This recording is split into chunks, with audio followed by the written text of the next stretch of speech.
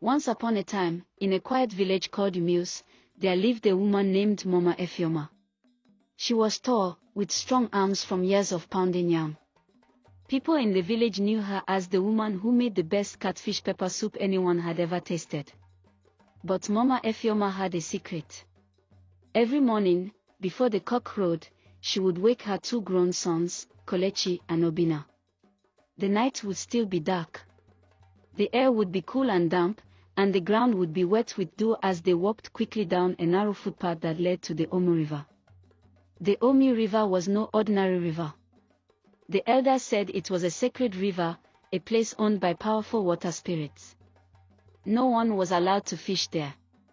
People believed the fish inside were not like normal fish. Some said they could talk, some said they were the spirits' children. But Mama Efioma did not believe in such stories. Stories don't put food on the table, she would say. People cannot eat fear. They can eat fish. When they reached the riverbank, the moonlight made the water sparkle. The sound of the river was soft but strong, like a whisper that never stopped. Mama Efioma and her sons would move quietly, lowering their fishing net into the water. Sometimes Kelechi would wade in, feeling around the big rocks, while Obinna stood ready with the basket. The catfish in the Omu River were fat and heavy, their skin smooth and black. In less than an hour, their basket would be full. But Mama Efioma did not carry the fish back home. She cooked right there by the river. She had built a small cooking shed beside the water, made from bamboo and palm leaves. In the middle was her big black pot, resting on 3 stones with firewood crackling underneath. As soon as they brought the fish, she would clean them quickly, season them with pepper and salt, and drop them into boiling water with onions and scent leaves. By the time the sun began to rise, the smell of her pepper soup would float across the river, pulling people from the village and from nearby farms. They would come, sit on her wooden benches, eat by the water, and talk about life. Everyone loved Mama Efioma's soup. No one asked her where she got the fish. And she never told them. At first, everything seemed fine. The days passed, and Mama Efioma's riverside pepper soup business grew.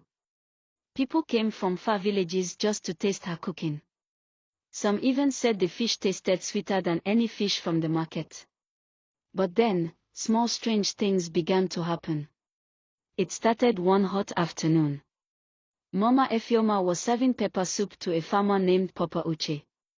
He had just taken his first spoon when he suddenly froze, staring into the bowl. "What is it?" Mama Efioma asked. "The fish," Papa Uche's voice was shaking.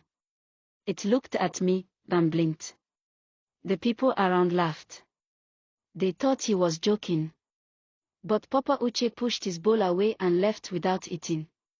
A few days later, a young woman named Chika came to eat by the river. She finished her soup, wiped her mouth, and went to fetch water to wash her hands. When she bent down at the riverbank, she heard something. It was a soft voice, singing under the water.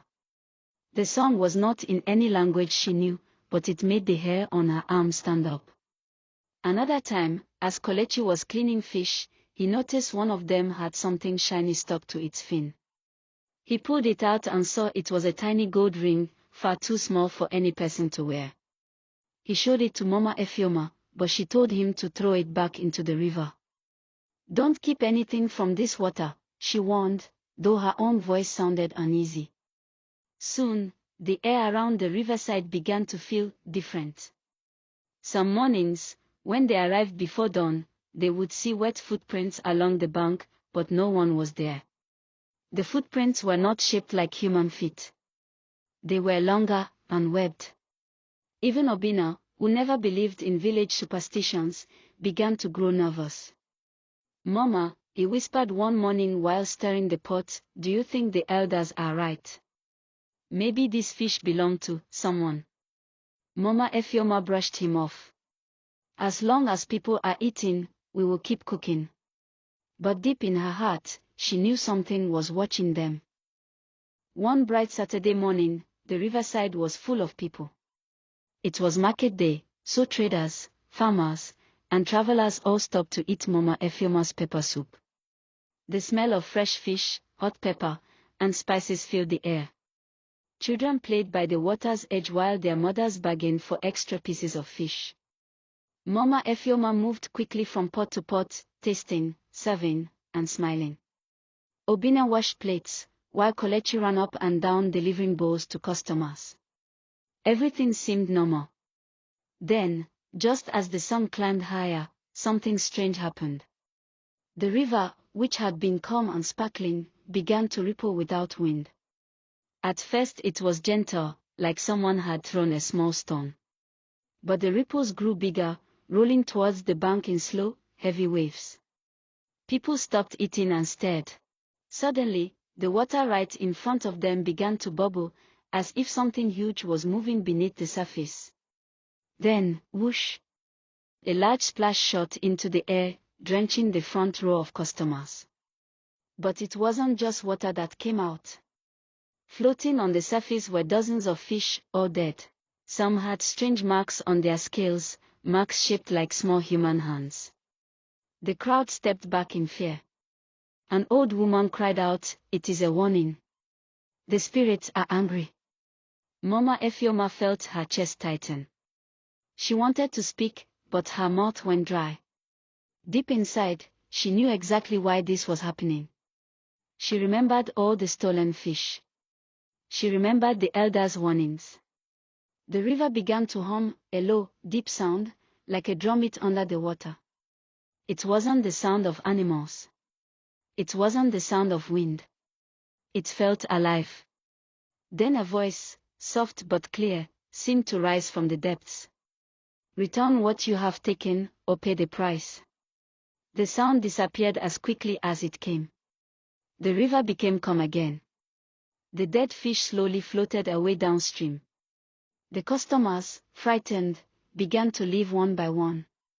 Some didn't even ask for their money back. Mama Efioma stood frozen, her hands trembling, staring at the dark water.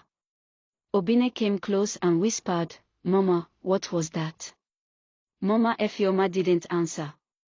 Because she knew, whatever it was, it wasn't finished with them yet. For the next few days after the strange warning, Mama Efioma tried to pretend nothing had happened. She still went to the river every morning. She still cooked her catfish pepper soup. But deep in her heart, fear sat like a heavy stone. The customers returned slowly, though they spoke in hushed voices. Some kept glancing at the water as they ate, as if expecting it to rise again. On the fourth day, a group of young men came to the riverside to bathe before going to the farm. Among them was Uche, a strong, cheerful man known for his loud laugh. He greeted Mama Efioma as usual.